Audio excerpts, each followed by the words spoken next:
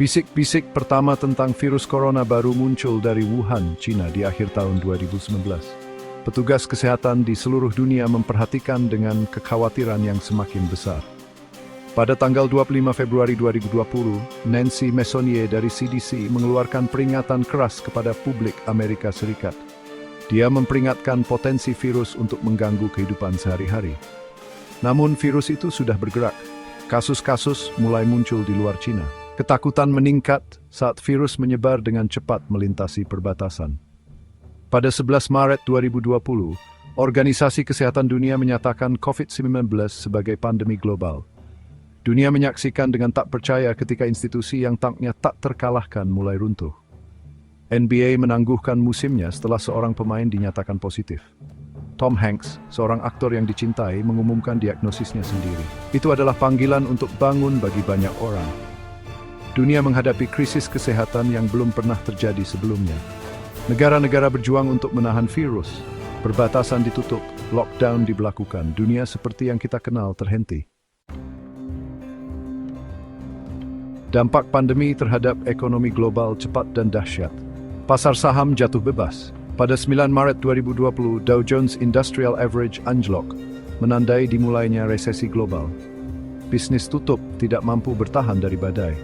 Jutaan orang menjadi pengangguran karena industri seperti pariwisata dan perhotelan terhenti. Tingkat pengangguran AS melonjak hingga 14,7% yang mengejutkan pada April 2020. Tingkat kemiskinan global meningkat untuk pertama kalinya dalam beberapa dekade. Pemerintah di seluruh dunia berjuang untuk mengurangi kerusakan ekonomi.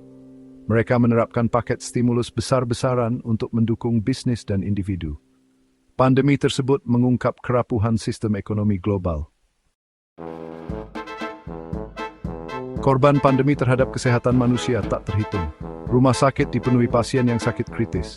Petugas kesehatan menghadapi kondisi yang melelahkan, bekerja tanpa lelah di garis depan.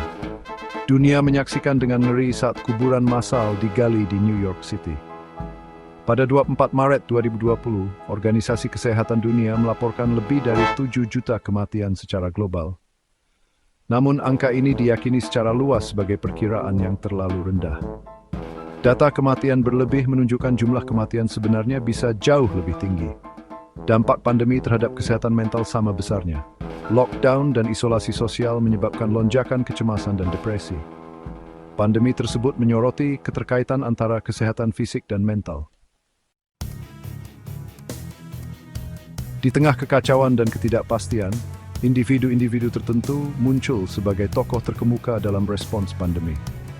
Dr. Anthony Fauci, seorang pakar penyakit menular veteran, menjadi suara terpercaya di Amerika Serikat, membimbing bangsa dengan sikap tenang dan nasihat berbasis bukti.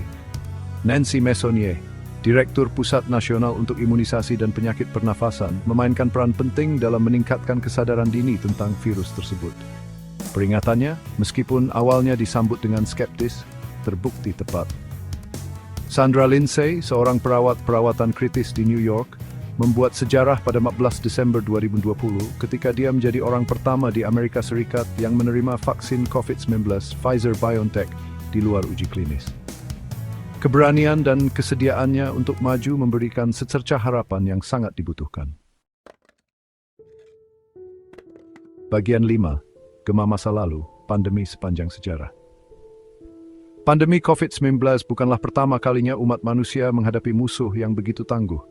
Sejarah penuh dengan contoh pandemi yang telah membentuk perjalanan peradaban manusia.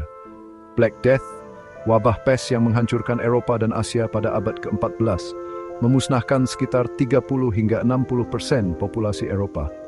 Pandemi influenza tahun 1919, yang sering disebut sebagai flu Spanyol, menginfeksi sekitar 500 juta orang di seluruh dunia dan mengakibatkan sekitar 50 juta kematian. Pandemi historis ini, meskipun dipisahkan oleh waktu, memiliki kesamaan yang mencolok dengan krisis COVID-19. Mereka berfungsi sebagai pengingat nyata akan kerentanan masyarakat manusia terhadap penyakit menular. Bagian 6. Transformasi digital, pekerjaan dan kehidupan setelah COVID-19. Pandemi COVID-19 memaksa perubahan dramatis dalam cara kita bekerja dan hidup. Lockdown dan langkah-langkah jarak sosial menyebabkan adopsi luas teknologi kerja jarak jauh dan komunikasi virtual. Perusahaan dari semua ukuran harus beradaptasi dengan cepat terhadap realitas baru ini, merangkul konferensi video, alat kolaborasi online, dan solusi berbasis cloud. Pandemi mempercepat transformasi digital tempat kerja.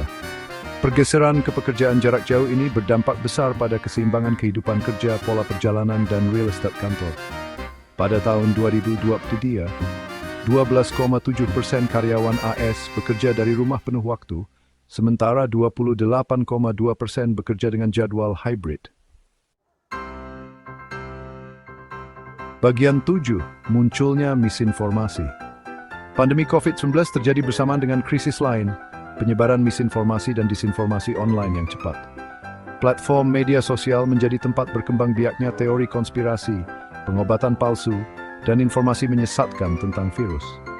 Infodemi ini memiliki konsekuensi dunia nyata, memicu keraguan vaksin, mengikis kepercayaan publik pada otoritas kesehatan, dan bahkan memicu kekerasan. Pandemi tersebut menyoroti kebutuhan mendesak akan strategi yang efektif untuk memerangi penyebaran misinformasi online.